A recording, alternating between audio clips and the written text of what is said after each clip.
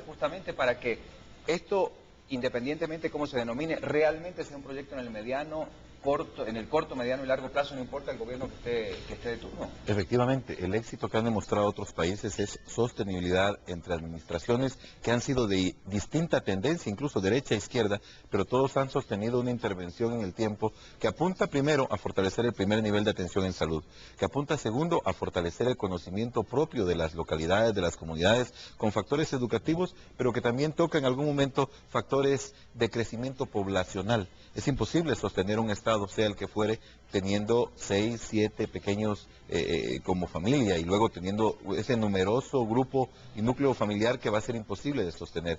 Esos factores educativos vinculados a los procesos de paternidad y maternidad responsable y la apropiación de las comunidades de esa que es su política pública, la de seguridad alimentaria y nutricional, que va a influir en que haya menos pobreza, eso es lo que le va a dar éxito a la lucha contra la desnutrición en Guatemala. Ahorita se están sentando las bases y se está reconociendo que, primero, algo grande, y en lo que ustedes han influido enormemente, es que Guatemala ya reconoce que tiene un problema nutricional. Hace 5 años no existía. Hace 5 años estaba totalmente oculto y se pensaba que el problema era más rural, más de los pobres, más lejano. Hoy día no. Hoy día se entiende que la afectación nutricional tiene que ver con el desarrollo económico, con el PIB, con el desarrollo humano urbano, no solo el rural. Ese reconocimiento ya nos da un enorme paso hacia adelante. El segundo, que toda la sociedad está dispuesta. Estamos confiando en que eso va a blindar la propuesta para que los políticos en el futuro, los tomadores de decisión política, consideren esto como prioridad número 1, como ya se está haciendo. Blindar la propuesta y que no dependa de un funcionario, porque lo voy a decir con todo respeto, es mi apreciación personal. Hoy encontramos a alguien que dirige la CESAN muy involucrado en el tema. Puedo percibir a un ministro muy involucrado en el tema, pero de pronto después llega un burócrata que no tiene mucha noción o que no es su prioridad y de pronto dedica más tiempo a otro tipo de cosas, entonces no tendría que depender de la persona y de su compromiso, aunque obligatoriamente lo debería tener, si va a ocupar el puesto, sino justamente de ese blindaje estructural que le permita seguir con lo que se viene implementando, no importa el gobierno que esté, porque muchas veces depende de la persona y del cariño que le tenga o no al proyecto, y no debería ser de esa manera.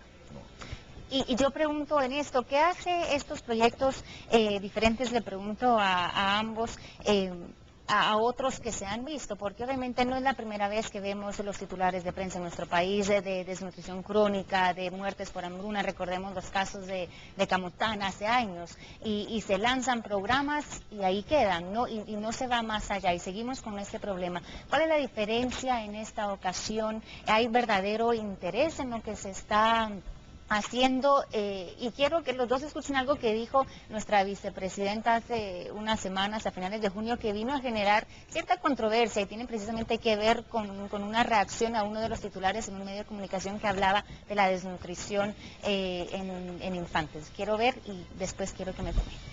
No están en riesgo de nutrición. Ese es un titular que me sirve a mí para que en el largo plazo podamos decir que esos niños que hoy titulan no están en peligro de desnutrición. Esos niños están controlados. Y si no estuvieran controlados, ¿cómo tendrían los números este medio de comunicación? Así es que esos niños no están en peligro de muerte. Están sí contabilizados, están poloteados, por decirlo de alguna manera, en dónde están, cuánto pesan, cuánto miden, pero no están en peligro de muerte. Por el contrario, están en vías de recuperación. O sea, escuchamos esto y no le vemos quizá nada malo a lo que está diciendo, nos dice, bueno, estamos haciendo algo, estamos contabilizando, pero muchas personas dicen, bueno, trató de tapar quizá el sol con un dedo.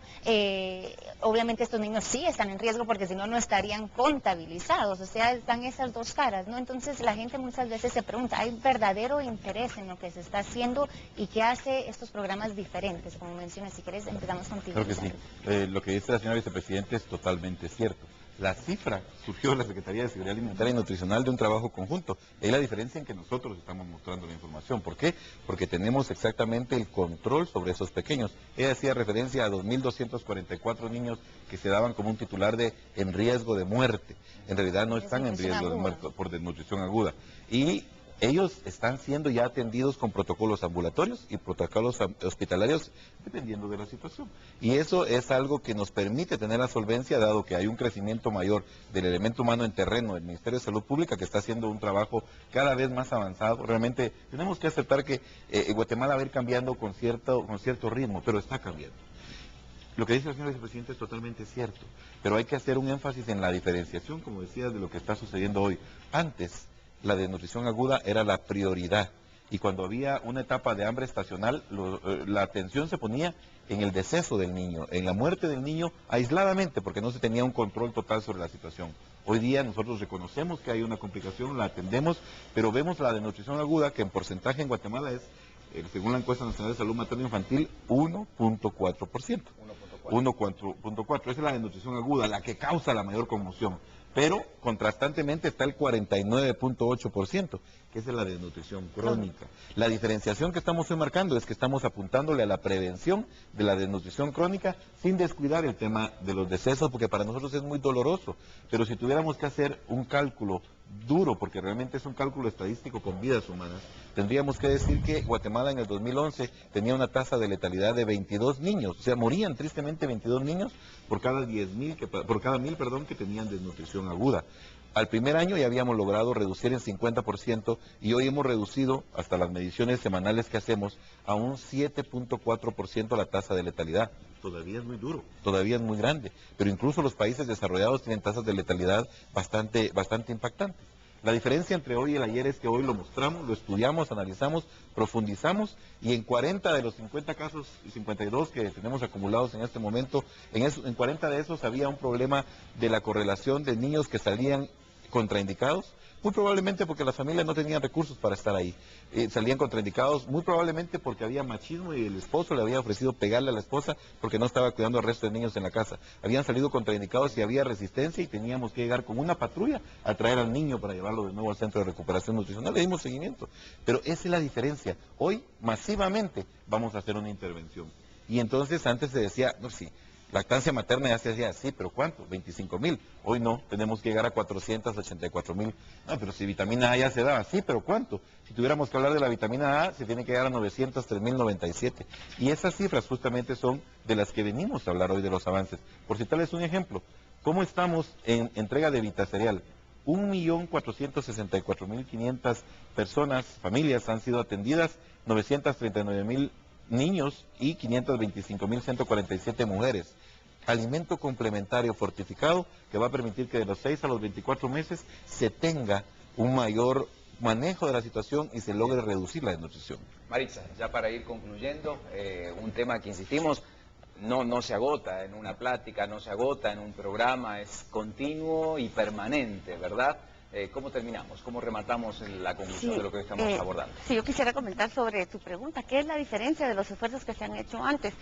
Primero, que todas las acciones que están planteadas en el plan del Pacto Hambre Cero son acciones basadas en evidencia. O sea, han probado que son efectivas para prevenir la desnutrición crónica.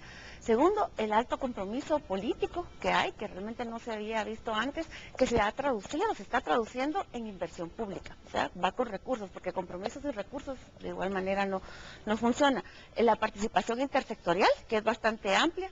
Y yo quería decirles una buena noticia de las acciones que incluye el plan del Pacto Hambre Cero, es que van a permitir prevenir tanto la desnutrición aguda como la crónica. Cuando se mejora el acceso a los alimentos, cuando se mejora la educación, la lactancia materna, la alimentación complementaria, se están previniendo las deficiencias de micronutrientes y tanto el retardo del crecimiento como la desnutrición aguda. Entonces creo que vamos en buen camino. Muchísimas gracias a ambos. Podríamos hablar muchísimo más del tema, pero había que abordarlo aprovechando el contexto de lo que pasaba ayer. Y antes de finalizar, ponemos una pregunta para que la gente pueda opinar. Exacto, desde primera hora la lanzamos a través de nuestras redes sociales y nosotros le preguntamos si usted cree que de veras hay un verdadero interés por parte de instituciones y también la ciudadanía, porque los ciudadanos también jugamos un papel muy importante en reducir este problema para combatir el hambre en nuestro país. Déjenos saber a través de nuestras redes sociales. Más adelante nosotros vamos a estar compartiendo sus respuestas. Bueno, muchas gracias Maritza, muchas gracias Luis Enrique por acompañarnos esta mañana. Tema importante. Hacemos una pausa. Repasamos rápidamente otras noticias al regresar, lo que queda, por supuesto, de otros temas de Prensa Libre. Hay más información al regresar en Viva la Mañana, no se vaya. Volvemos en instantes, hay más noticias.